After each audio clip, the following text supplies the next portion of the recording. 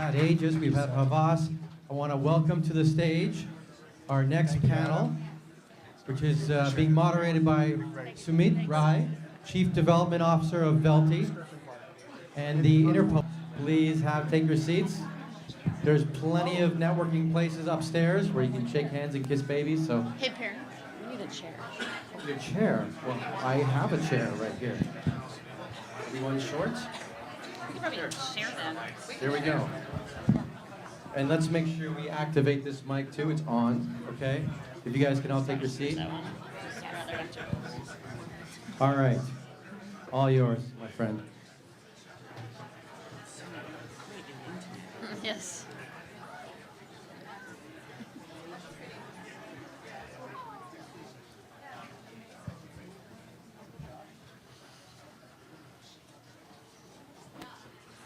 All right. All yours.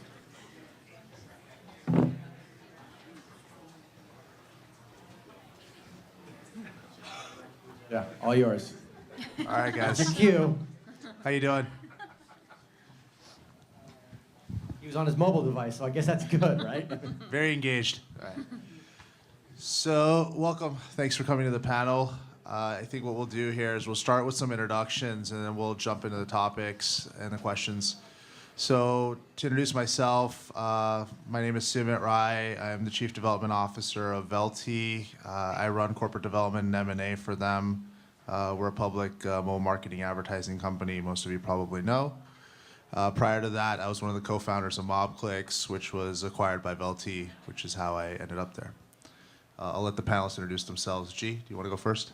Sure. Hi, my name is G, and I head up new solutions and strategy for Ansible, who is the mobile dedicated specialist for Interpublic. I'm Colleen Soriano. I'm managing partner at Universal McCann. I lead integrated investment and digital innovation. My name is Liz Ross. I'm the CEO of Geomentum, a shopper marketing agency that is based in Chicago. I'm Johnny Wan.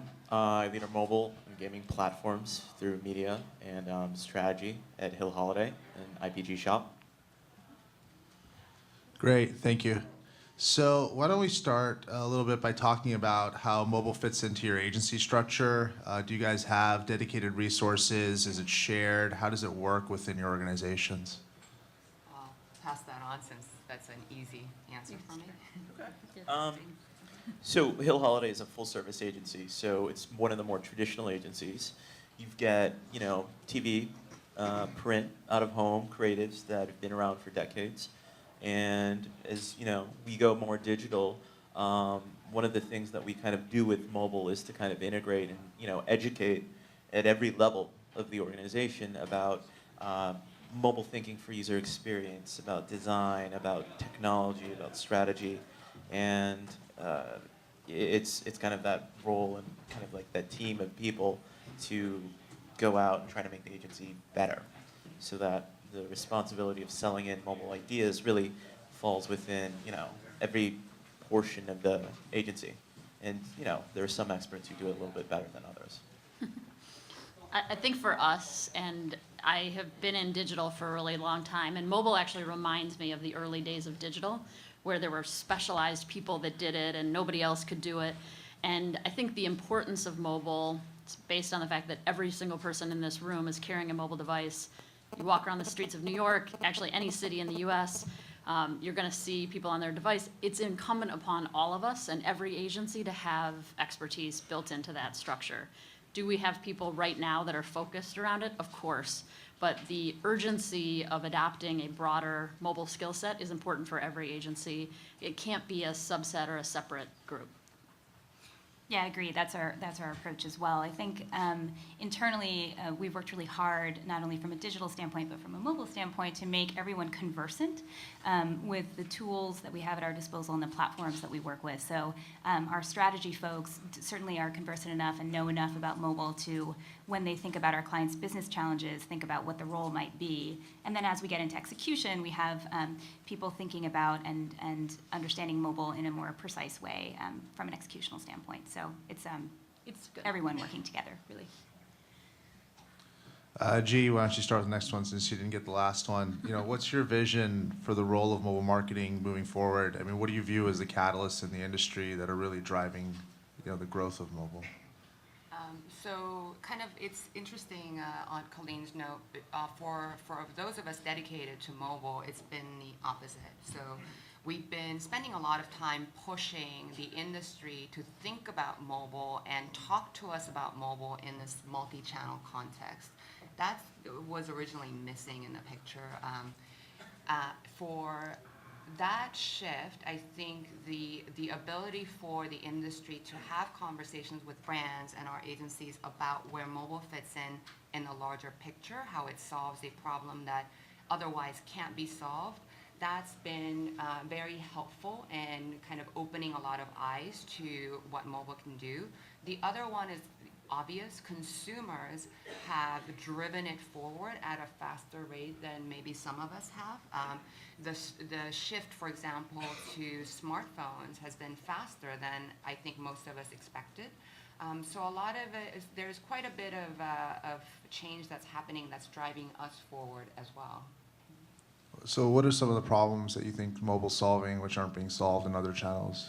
Well, this is one where we kind of work very closely. We're very similar to what Liz is trying to do.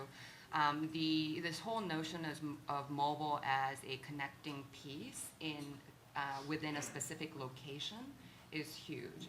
For example, in store, in retail, mobile is very difficult to touch or compete with because it's the only digital access point.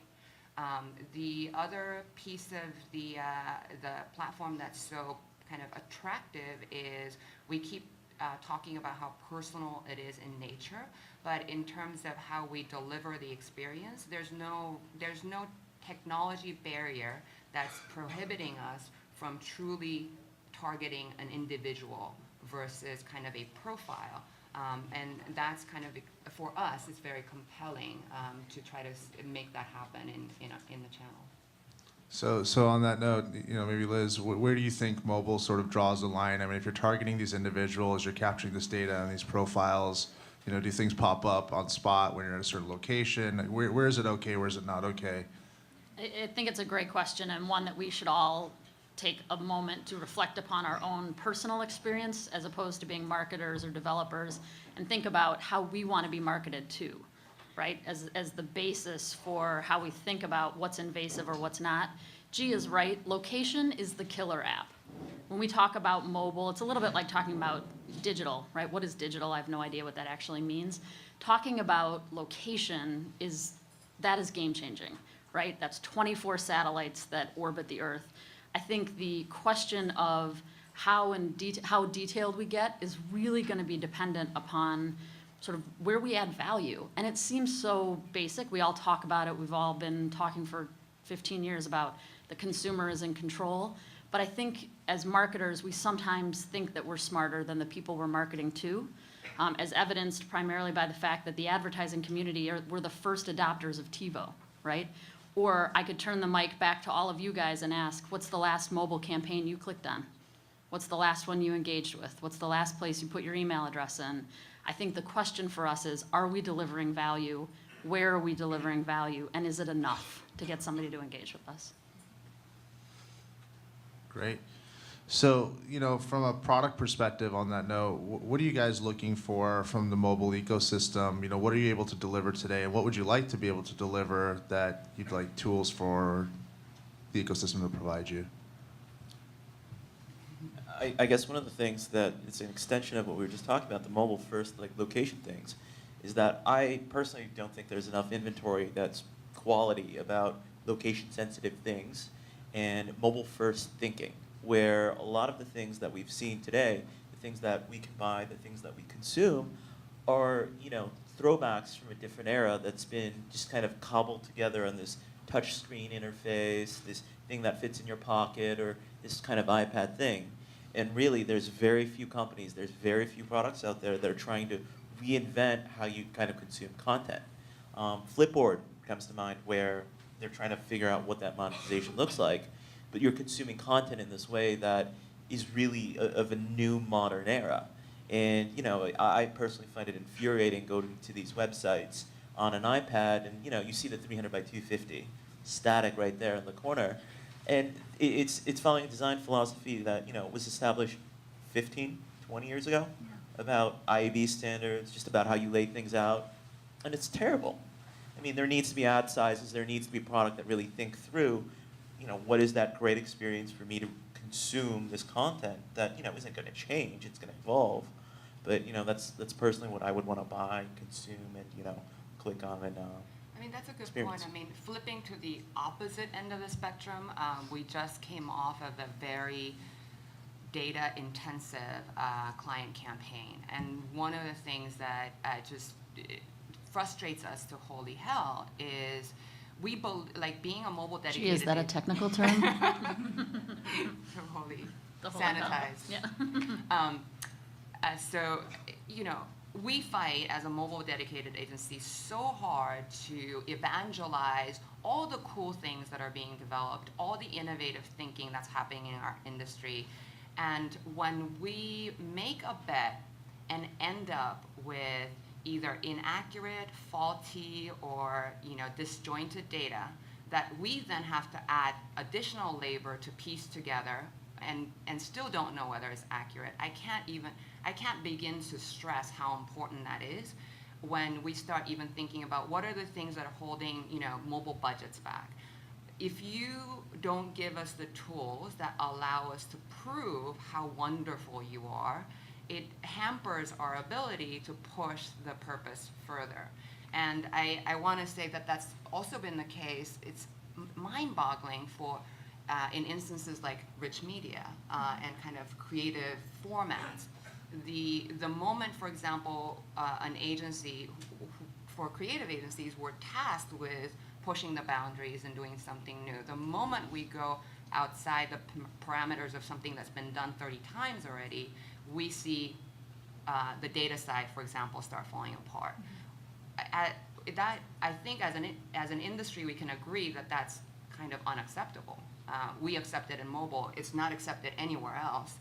So that's one thing we implore our industry to change. And yeah, I agree with you completely. And I think that we have almost, if you think about how we started in digital, we went through the same process in the early days. We were clumsy and we focused on maybe not the right things, but it was a sort of an iterative process. And I think you're right. We have less of an excuse in the mobile space because of that foundation that we've built in digital.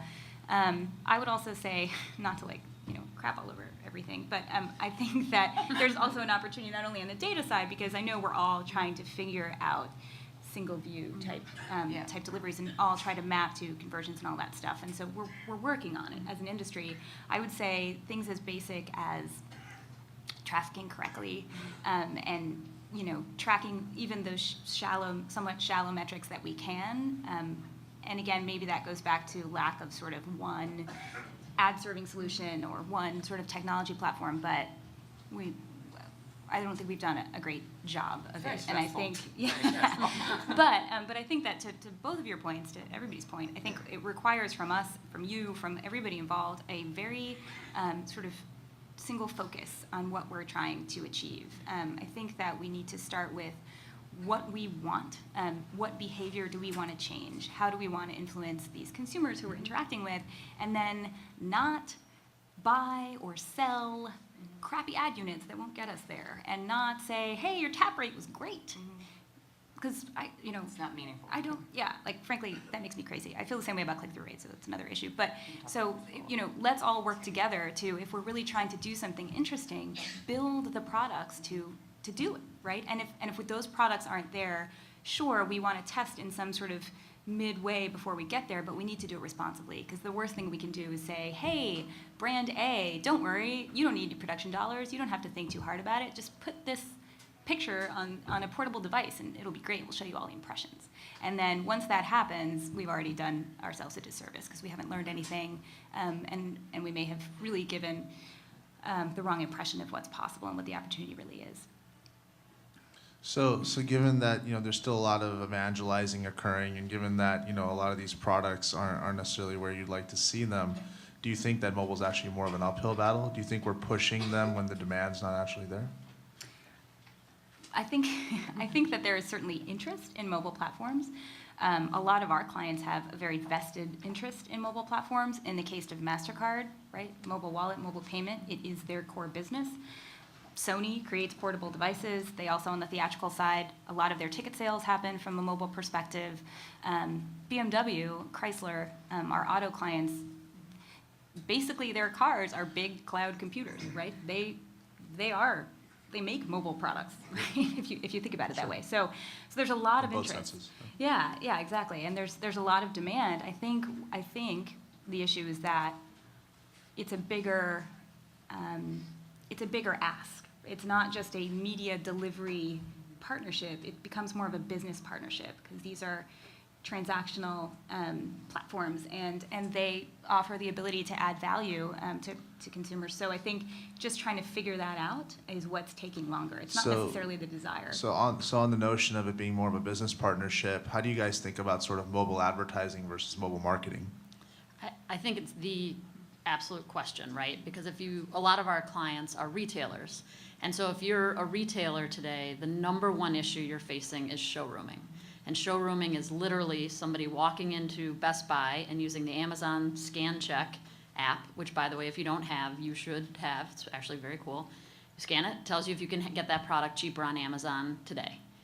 Now, in the old days, the online retailers would complain that people would do all their research online and then they'd go into a store to buy it. And now you have the exact opposite happening, right? You have people going into Target and buying things from Amazon. And in a world is totally upside down moment, Amazon is launching a bricks and mortar store in Seattle. Honestly, it's too confusing to even figure out. So I think as we think about mobile, again, I think we have to get our semantics right, a little bit in the realm of digital, right? Talking about things in big, broad swaths and words that we mix up.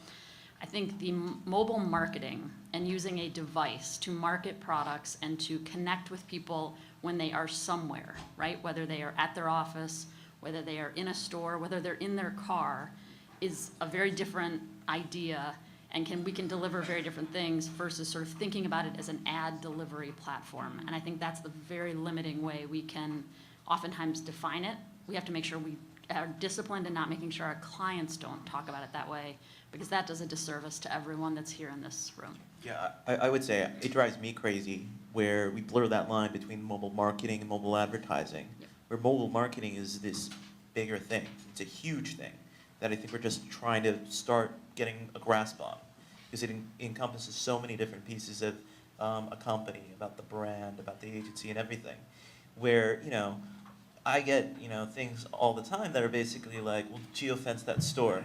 Got your mobile marketing plan done. It's gonna be awesome, guys. Like 2% click-through rate, and that's not a plan. I mean, I think that does a huge disservice because, that's it. You just geofence around that store, and it's ridiculous. Yeah, I think understanding the context then and the relationship of consumers to their mobile devices at any given point becomes really important. And I think you hear all the time, I hear all the time from brands and from agencies and from publishers that it's such a confusing time right now. It's very fragmented. There's so much to understand and kind of be abreast of and deal with, and boo-hoo marketing, right? And I feel like, guys, this is like the golden age. We're gonna look back, 10 years from now and be like, what? This was when things really started to get interesting. So I think that if we recognize that and figure out, how to really engage with consumers throughout the process, that will get us there. So I'll harken back to BMW in terms of their advertising, because they have done a bit of mobile advertising in the sense of engaging consumers and really bringing forth the experience of the car, right? So they've done a lot of rich mobile ads where you can build your own car, you can actually hear what the exhaust sounds like, you can take a picture of your driveway and see the car in it, to get a sense of sort of what it would be like to own a BMW. And that has done a lot on the front end to sort of generate interest. But where we want to go from more of a marketing standpoint and getting further down the funnel is some people, right, think that car salesmen aren't very trustworthy. What? I don't know. It's What? crazy, crazy concept. So it would be great to get to the point that, on the lot, we would be able to just hit an NFC tag on a vehicle and have all that comparison right there. And, in terms of engineering and all the things that people want to hear about. And that's further down the funnel. I think that's more of a marketing piece than an advertising piece. But we need to kind of think that through and then make smart choices to connect all those dots. So then what are we doing today to help clients measure sort of ROI? Because I mean, clearly there's a lot of challenges, clearly there's a lot of pieces, like you talked about, just sort of, hey, 2% CTR geosense, who cares, right? So at the end of the day, like what are we doing to give them more comfort? What's the next step? Or what does the industry need to provide you guys so that you're successful in doing that for your clients? Well, that's actually pretty straightforward because each brand's goals have never changed. It's what they get confused with is when we come back to them and say, well, I know you've been doing this forever in online, however, in mobile, for the following reasons, we can't do that. They don't find that as an acceptable answer. So for the most part, as kind of for Ansible, a big part of our job has been to take the conversation far, far, far away from, say, banner advertising. So the banner conversation is like death, right? And there's no reason, frankly, to engage a mobile specialist to talk about banners. So we've typically been able to have kind of take it in a direction where, for example, for TurboTax, it's all about how do we make this platform more viable from a tax utility or even tax filing standpoint. That doesn't sound like a classical advertising conversation, but that's our task. For a different automotive brand, our task has been how do we more demonstrate that mobile can cost effectively, very efficiently provide, build and price, engagement through whatever mechanism accessible to us. How can we then allow local dealers to get a question or messages from consumers, bypassing the whole untrustworthy salesperson thing. But it's changing the conversation, and then behind the scenes working with our partners to figure out how we can stitch what's available to derive, to present a believable metric and ROI. Right? I think the other place where IPG has really pushed aggressively forward this last year, and you'll see more of it from us in the coming year, is really around pay for performance. And every holding company talks about it, and we all sort of talk about it in the context of, we'd be open to it when we are in a pitch, and then we're like, oh, but there's a lot of data. Oh, you don't? Okay, well, good, we'll just take our regular fee.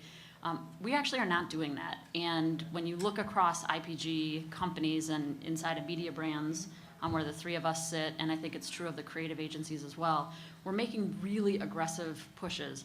What that means is that we are tied to the core metrics of our client's business, which is, can we sell more stuff? In that model, engagement and some of our fluffier things honestly don't matter. And so are we driving more people into that store? Do they buy more stuff? Do we get people who have never tried the stuff to buy that stuff? Those are the core business metrics. And I think the further we get away, the more we have to gut check ourselves a little bit and say, is this really moving the needle, or are we just sort of putting window dressing on ultimately what works for us, what we can track? So closer to core business metrics is where we all need to go no matter what. And I think pay for performance is going to continue to push the industry around how we all get paid. So given the wide array of sort of options of what you can do in mobile, pay per performance you've mentioned, where else do you see mobile ad spend shifting, or how does it change in the next year or two as opposed to how it's been over the last year or two? I think I'll start, and I think there absolutely is huge growth opportunity, right, in both mobile marketing and mobile ad spend, because it fundamentally works. If we talk about location, if we buy into the idea that location is a killer app, right, it's more important about where you are versus who you are in some cases, and a bigger indicator of what you'll do next versus that you like wine and you like to travel and all of our usual psychographic stuff. If we believe in location and we actually access it in a way that provides value, it's going to move the needle, and then the spend is going to be huge, right? So it is not the sort of declare the year of mobile. I think 2002 might have been the first year of mobile, right? Here we are 10 years later. I think the opportunity is huge because it's real and because it works. So to that, my point about core business metrics, if we can tie them together, it's huge. I also think the way that we frame that discussion is it's almost, when you think about more spending against mobile, right? When we partner with our publishing partners like Condé, Meredith, et cetera, we're buying tablet executions. When we partner with our broadcast partners, we're looking at convergent packages that are happening on tablets, that are happening on phones. And so is that a video buy or is that a mobile buy? Is that a print buy or is that a mobile buy? And so I felt the same way really about digital platforms. I think now all media is digital media. All TVs are connected TVs that are being manufactured and shipped today. So how does digital fit into the mix it's dissipated in a way. And I think that mobile will get there much more quickly than maybe the digital platform did. So I think we're probably spending more in mobile than we recognize, just because of the way that we segment it out and the terms that we use sometimes. So what type of creatives do you think are going to become more important? I mean, if you're talking a lot about location, you're standing in a grocery store next to diapers, and you don't need a big video ad popping up on your phone for Huggies diapers. You need a coupon. But so how do you think that plays out going forward, given the considerations of ROI for your clients? Well, I think I come from a creative background. I'm on the media side now, and I believe so strongly in the power of a good idea. And I think a terrible path for us to go down would be the sort of, and we talked about it when 2002 was declared the year of mobile, right? Was the year that you'd be able to walk by Starbucks and get a coupon that said 50 cents off on a latte, walk in right now, right?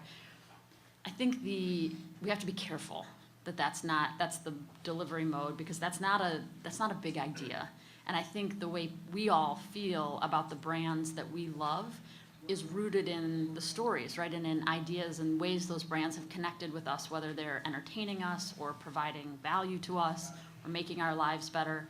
So it has to be more than a discount. But when I talk about location, I think the big idea can be again, it's really around predictive behavior. What are you going to do next? What are you interested in? That's where we can really have, you take some of the Hill Holiday creatives who are amazing and you put them in that frame of mind versus, tell a story in a 30-second television spot. That's where the big ideas are going to come from. I would say I agree that our creatives are particularly good at stuff like that about the in-store. We have all that business, so it's easy for us to kind of work on that. I think the challenge that we see is that the hyper local stuff in-store, or kind of that aisle behavior, that's just going to require a lot of innovation. That's probably going to happen more toward the future. The more immediate stuff is just mobile video, anything kind of iPad, tablet related that's designed for tablet first. I would say those are two big things that right now, to the next 18 months, will just get crazy. But in terms of adding context and a little bit more intelligence to the experience we serve, I think even minimal advances or incremental but steady advances are important. We hold back a lot of times because we want to solve the whole problem. We want to have this fantastic personalized experience that knows exactly who you are and what you tend to do.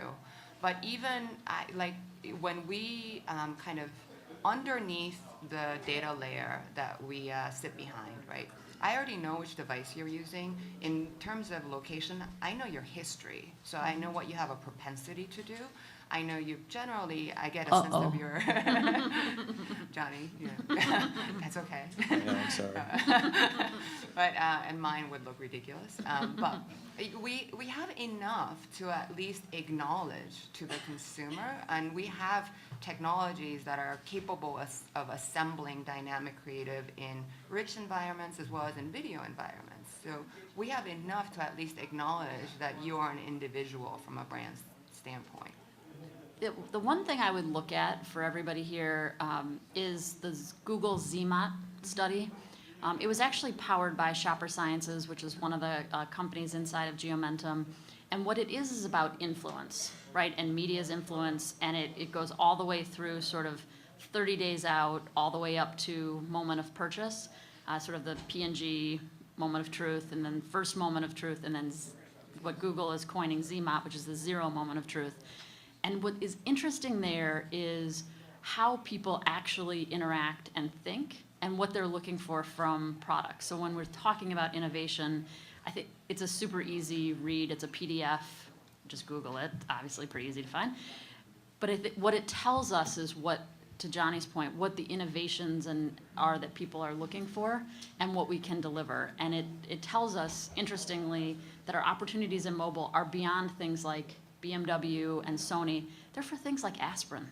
Do you know there are more searches done on toothpaste than on any other consumer product? Toothpaste, really?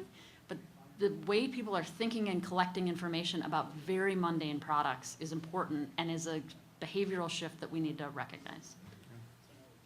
So you brought up Google. This is kind of an open-ended question. I want everyone's thoughts on this, but sort of how do you view some of the larger giants, the Facebooks, the Googles, the Twitters with regards to mobile? Johnny, why don't you start? Google's obviously a great company. Google's crazy They're because... recording this. Oh, yeah. Google this conversation. Google is crazy because I think in mobile they have the full stack, and they have a significant part of it. They have an ad meld, they have an ad mob, they've got Google Search. God knows, bless them, where Google Plus and all that goes. They've got Google Play, they've got Android. It's a lot of stuff under one umbrella. I think they've only started threading the needle across all of those things. I don't think they know what they're exactly going to do with all of that. But Android, for example, is a significant bet where it's not a cash-generating thing, but it's an investment about making a marketplace bigger and for them a little bit more competitive. I think Facebook was the other thing that you mentioned. We've dabbled doing Facebook into mobile. I think it's a significant question about them on the IPO. We chatted about this at a little speaking thing yesterday too. I'm personally believing that they don't quite know what they want to do with it, and they're terrified about not screwing this up, because all the cash that they get on the desktop side is financing kind of this. I can sit on my hands. I don't have to make some of these hard decisions until I absolutely have to. So they have a bit of a lifeline, but it could be the same thing as kind of a noose, because you've got hundreds of millions of people who are just not used to, seeing this experience that's going to be, banner ads. It's not going to be that. It's going to have to be something very personal, a new sort of ad product that we consume, we all get excited about, and frankly, we would probably be spending Facebook desktop dollars, just converting that all into mobile. We're looking at the big guys to solve fundamental infrastructure problems. You guys all have this experience firsthand, especially if you have a startup experience. There's no point as a startup to try to address or band-aid a infrastructure problem. Don't do that. So that's kind of like where our focus lies in conversations with the big players. I think that's the biggest role that they can play to open up as you guys are all waiting for, kind of more strategic conversations, bigger budgets, easier kind of planning and execution. But to Johnny's point, it's not easy. Just because they're big doesn't mean they have all the answers. And there's an argument that says folks like us may be closer to the actual brands and the clients that are describing or defining the problem to be solved. So it may be a while longer than we expect. We'd like, yeah. Yeah, I would say for the big guys, I agree. I think it's really about problem solving and being able to help sort of move the industry forward. So, from Google, I expect they are a technology company. They've solved a lot of problems, and so I would love to see them make strides in some of the measurement and data issues or challenges that we face. I think that they're well positioned to sort of solve that problem. I think Facebook could do a lot more with the data that they have in a different way, more from a profiling and targeting standpoint. I think they stand to offer a lot, and I tend to be underwhelmed with how they use it or don't use it. And I think Apple is well positioned to push us creatively as they have, right? They haven't necessarily been the best at the media landscape, nor have they been very forthcoming with data, but they sure do make pretty ads. And they have a really good sense of phone features and current consumer behavior and how we can take that into account, right? So I think it's nice because a lot of the big players all have sort of unique benefits to offer to the industry, and I hope that they accept that responsibility and help move us forward. I mean, I would be a little bit more critical about some of these big players, where a company like Apple has shown to the, as you said, the media community, Yeah. they don't care, not at all. I mean, some of the stuff that they've done with UDID, drawing the line in the sand about how they tackle privacy, consumer first, great for us, awesome. But it's terrible on the pub side, it's not terrible on our buying side, and it says a lot. I mean, it says a lot about what their focus is on. And WWDC with the next version of iOS 6, I mean, God knows how much of all the conversations that we have today are going to be just completely bunk because they're going to go in a different route. And through all the years following Apple, it's not going to be a way that's going to be probably more friendly for us. I mean, it would be highly surprising if it were. And, we spend $1 million with iPad. Completely insignificant. I mean, you make $100 billion a year.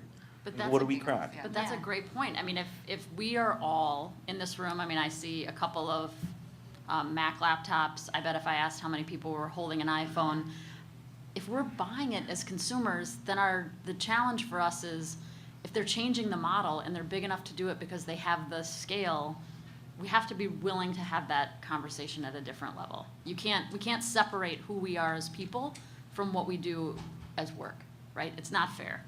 Yeah, I completely agree. And I think you're absolutely right. I think anyone who has worked with iAd or not worked with iAd has been certainly frustrated in the first couple of years of them coming out. We also have several brands that work with iAd, but I think recognizing them for their strength, right, which is not necessarily being proactive about data, that was true.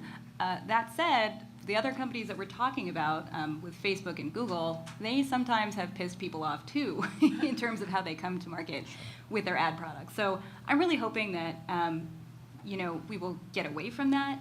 We typically see in time, whether it's 6 months or a year and a half or whatever the case is, that those types of programs that go to market with a lot of restrictions and limitations then open up significantly. iAd has done so this year, right? So they've done away with that.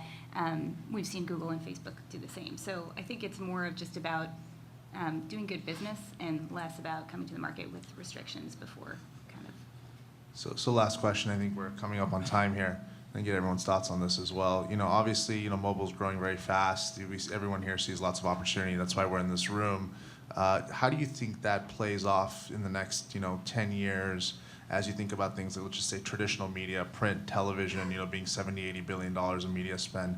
When does mobile become part of that scale of game? Does it become part of that? Is that a shift that happens in the next 3 years, 5 years, 10 years? How do you guys think of that? I would say it's beginning right now. I think when the iPhone first came out, we started the very beginning of that process, and we're still kind of in that nascent part of it. I think because the iPad's 2 years old, we're only starting to see the beginning. And the beginning, for what I see, is that it accompanies not just TV, print, it's the social element of how we consume media. So the amount of money Facebook is getting on desktop display is insane. And all that money, didn't necessarily come from nowhere. I mean, a lot of other digital dollars, look at where Yahoo AOL is today. That's where it kind of went. No one would have expected that 10 years ago. But that's only going to get bigger. I would say in the next 5 years, it's going to be a bigger blend about TV just being kind of a video thing. It's one distribution channel, and then there's mobile, and then there's social, and all that stuff. Just kind of cross-pollinating, just completely agnostic to what the medium is. So, and maybe this is because I'm the integrated agency guy, I would guess that it's going to be as integrated as humanly possible. As we were talking about buying that thing off Bravo, and it's just off like 9 screens, it'll probably be like 15 screens. Bravo will probably have their own coffee shop. You're probably going to buy into a little bit of that too. Great. Liz? Yeah, I think the total pool is the total pool, right? So mobile's never going to be $70 billion and TV's going to be 70. it's a total pool. So it's a reallocation, which is where I think you were talking about it. And it will continue to swing up, but again, as long as we can tie it to those core metrics and get closer to the moment where people buy stuff, that's what will drive, I think, the increase of adoption and spend against it across all of the various channels. Yeah, I mean, I agree. Sorry for like in violent agreement this whole panel. I think that that's exactly right. It will become more the role of the tactic or format and less the hardware, right? So before I reference, is it video or is it mobile? Is it content or, is it print or is it mobile? I think that will all go away. I really hope in 5 years I'm not talking about buying TV versus buying mobile versus buying print. Like, kill me if that happens. But so I think that we'll talk about video. I think that we'll talk about social commentary. And whatever the delivery platform is, it will all be powered at that point by the same network, right? There will be digital networks that underpin all of our content. So category experiences. buys. Exactly. Yeah, I think the question you're asking is actually about the future of digital. So we refer to it as mobile right now, but in reality, the moment the flip switches, imagine a world where all of you guys are carrying something that looks and acts like an iPhone. You're suddenly, that digital portal now becomes more pervasive. You're going to be accessing that portal a lot more frequently. You're going to be doing a lot more with it. It becomes the lead digital access point for most consumers. It grows the role of digital along with it. But I agree. I think we have to be very careful about the role that other channels play versus mobile. It's still going to be the one that we utilize or we lean on for its particular strengths. Great, thank you guys. Can we get a round of applause for our panelists' insights and their All time? right, thank you guys. Actually, let's just ask a couple, let's see if there's any questions in the audience real quick. For panelists. Right here, all right. Hi, I'm Patricia Clark from Zemobi, and we have some experienced folks on the panel who went through the digital wars. I'd like to know if anybody here would like to give any advice or thoughts to the audience, especially the vendors in the audience, about the need for standardization, measurement, scale, which has come up a number of times, and balancing that with the need for innovation, especially so early in the game, and given that a lot of the standardization that was put in place early in the digital days, like click-through metrics, banners, et cetera, have been criticized. I mean, I'll start. I will probably all agree. I think let's not repeat. Let's make new mistakes. Would be my point of advice. I think taking what we did in the early days of digital is we took the exact metrics we had used and tried to port them over, and then it was add format sizes. And I would love to know what's the last banner anyone in here even clicked on, right?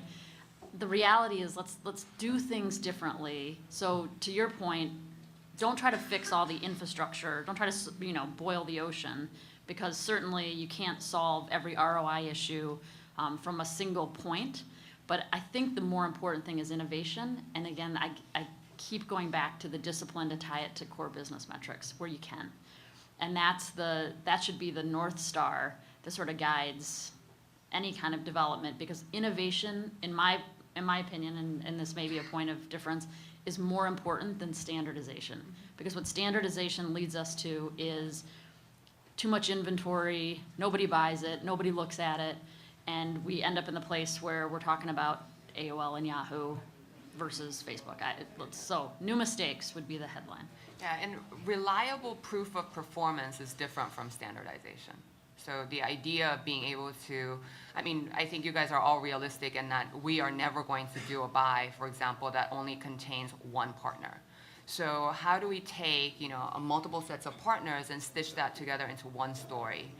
We need the ability to do that. The other thing, to Liz's point, innovation within context, like get to learn our problem, get to know what the exact piece our brands are trying to solve. Like my favorite example is couponing, mobile couponing, extremely hot right now because you can take the device into the store.